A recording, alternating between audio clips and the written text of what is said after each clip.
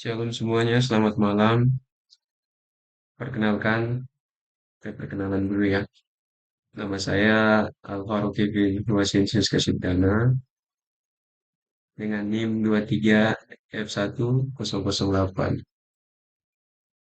Saya berkuliah di Universitas Yogyakarta, mengambil jurusan program studi teknik elektro. Jadi di sini mata kuliah saya yaitu di bidang pemrograman. Jadi di mata kuliah pemrograman ini kami mengerjakan tugas UTS yang diberikan oleh Pak dosen. Yang diminta dari Pak dosen itu soalnya tentang membuat struk penjualan HP. Jadi setiap masing-masing dari kita semua disuruh buat struk penjualan HP menggunakan bahasa pemrograman C.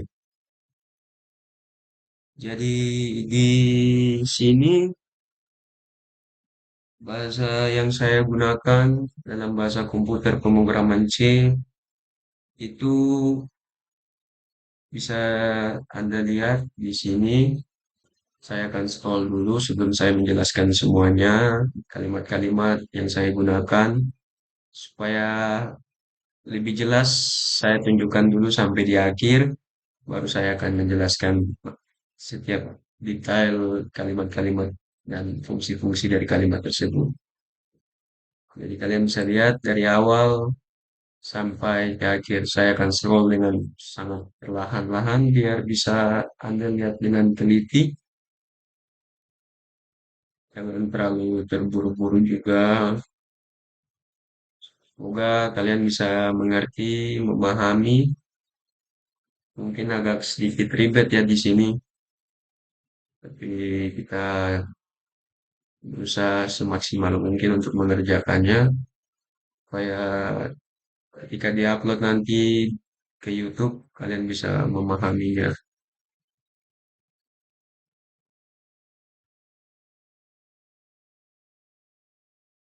Nah, sedikit lagi. Oke, sampai sini saja. Saya akan menjelaskan.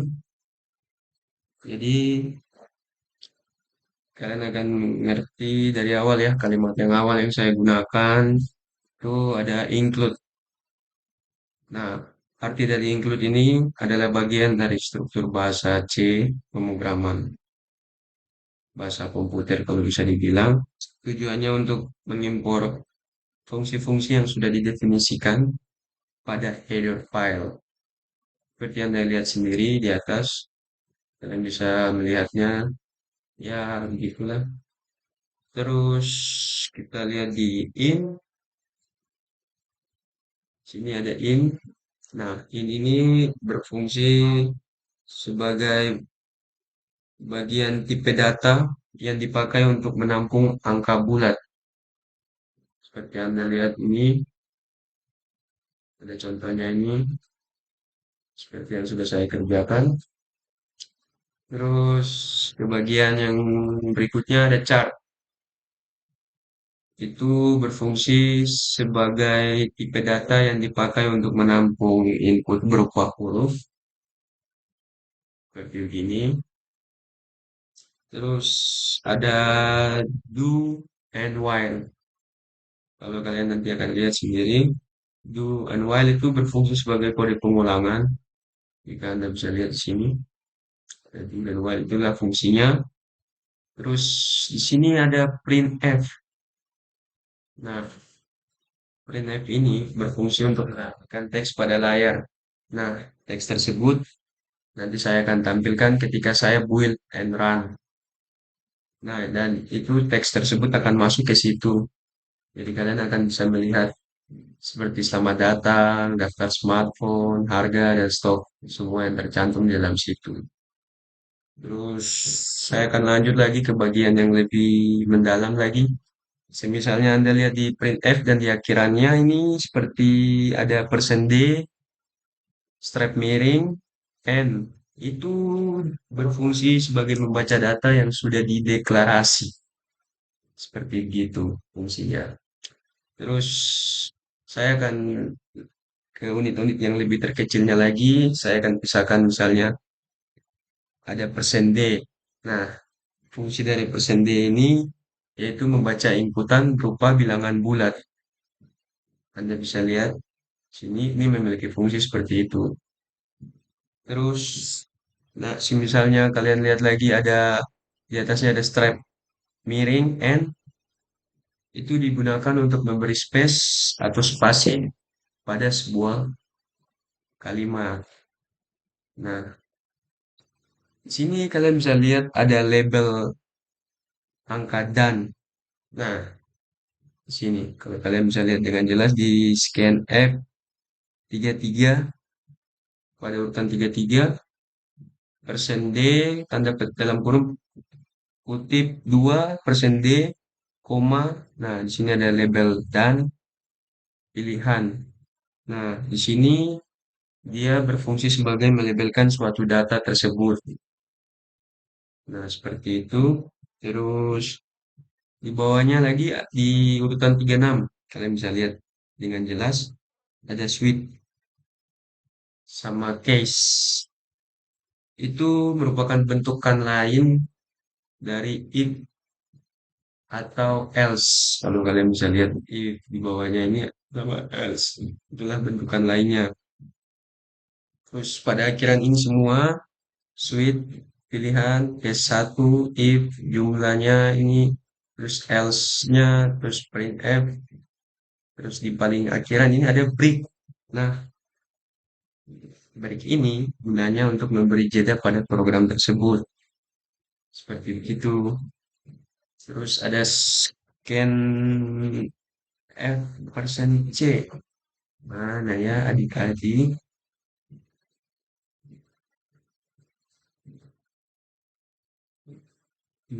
Bentar-bentar. Ini sangat terlalu panjang ya. Nah, ini penyakiran. Misalnya ada scan urutan 208 ya. Akhirannya itu scan F dalam kurung petik 2% C. Nah, itu digunakan sebagai scan inputan data berupa karakter. Kalau boleh dibilang C itu dalam artian karakter dalam bahasa pemrogramannya aslinya. Nah, oke, kita akan masuk ke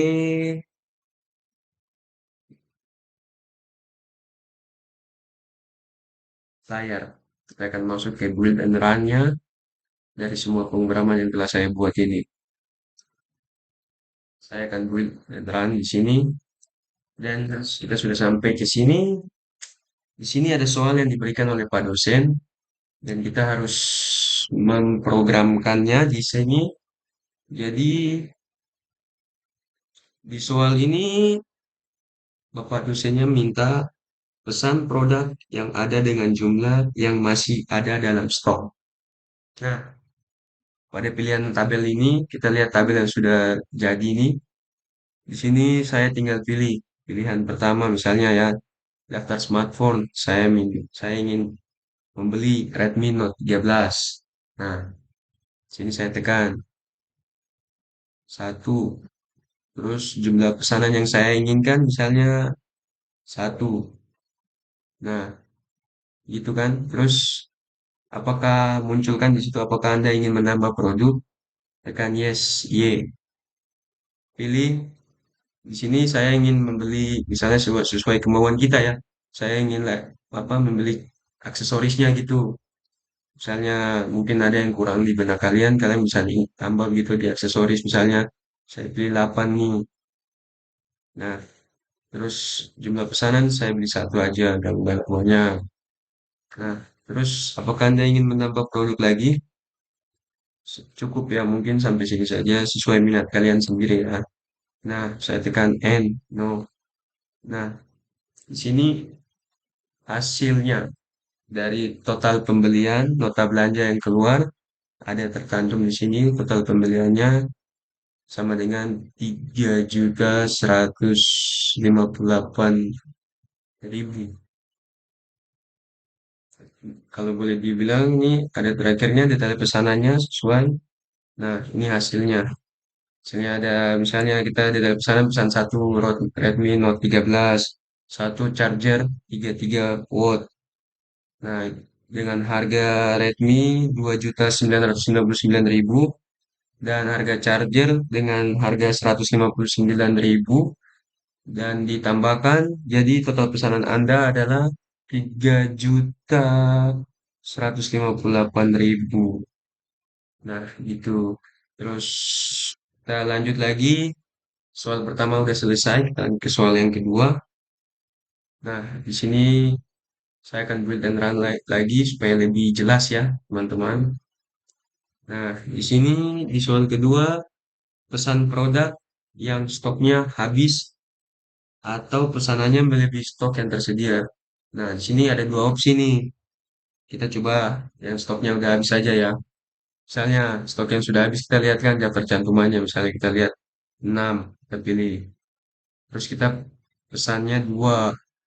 Nah, di sini muncul stok sedang tidak tersedia. Terus jadi begitu. Kita kalau macam kita ingin pesan lagi, terus kita pesan lagi coba. Kita pesannya di stok yang tidak tersedia lagi.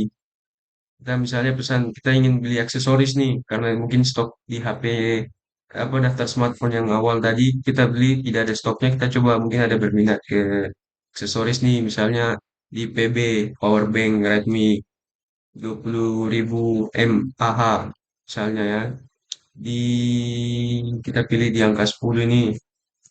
Nah, kita pesan satu. Nah, sama juga stoknya sedang tidak tersedia. Jadi begitu. Misalnya kita tekan no. Apakah Anda ingin menambah produk? Kita tekan no. Nah, muncul total belanjanya karena stoknya tidak tersedia, total pembeliannya sama dengan nol. Jadi begitu teman-teman. Kita lanjut lagi ke opsi yang berikutnya, yaitu ketika kita memesan tapi melebihi stok. Jadi misalnya saya tekan ini, misalnya saya pilih angka 4, saya pesan misalnya 2. Nah, jadi seperti itu teman-teman, stoknya sedang tidak tersedia karena melebihi kapasitas. Jadi begitu teman-teman. Terus kita lanjut lagi kalau misalnya kita mau beli lagi, daftar aksesoris lagi, sama lagi. Apakah Anda ingin menambah? Ya. Terus di sini kita pesannya di 13. Nah, kita pesan 3. Nah, tetap muncul begini, stoknya tidak tersedia karena melebihi. Jadi kita tekan no, tetap sama tujuannya awal lagi, total pembelian tetap harganya nol karena melebihi pesanan. Seperti itu teman-teman. Kita lanjut lagi, saya akan build and run pada soal yang ketiga. Di sini diminta kita menghapus pesanan yang kami pesan gitu, yang telah kita pesan. Misalnya kalau kita lagi apa berubah pikiran gitu, misalnya ya, satu, terus kita pesannya satu lagi, terus kita pesan lagi Y, terus kita macam mau daftar aksesorisnya lagi kita pesannya.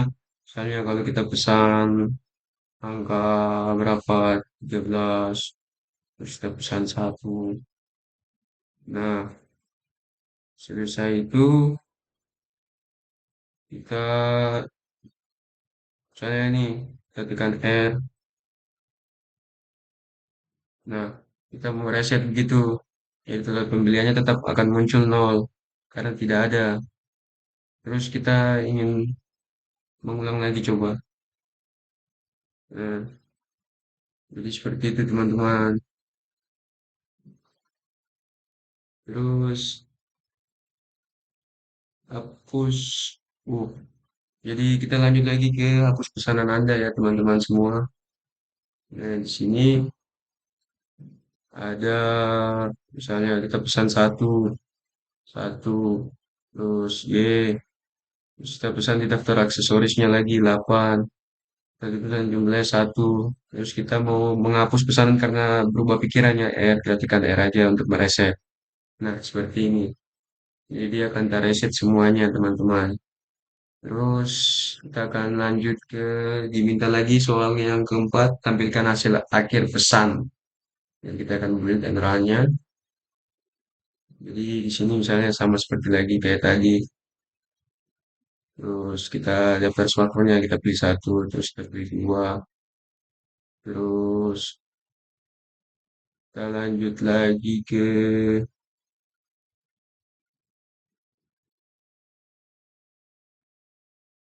pesan satu. Kita pesan lagi di satu. Terus ya kita pesan. Terus di pilih smartphone. Kita pesannya di angka. Kita pilih daftar aksesorisnya 8, pesannya satu. Terus kita tekan udah. Nah, kita lihat di akhir pemesanan.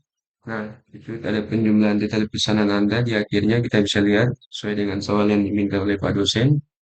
Seperti itu, teman-teman. Jadi, sekian dan terima kasih teman-teman telah menonton channel YouTube ini. Semoga dapat bermanfaat buat kalian semua. Jangan lupa subscribe, jangan lupa di like. Terima kasih. Sampai jumpa lagi di channel-channel berikutnya lagi nanti.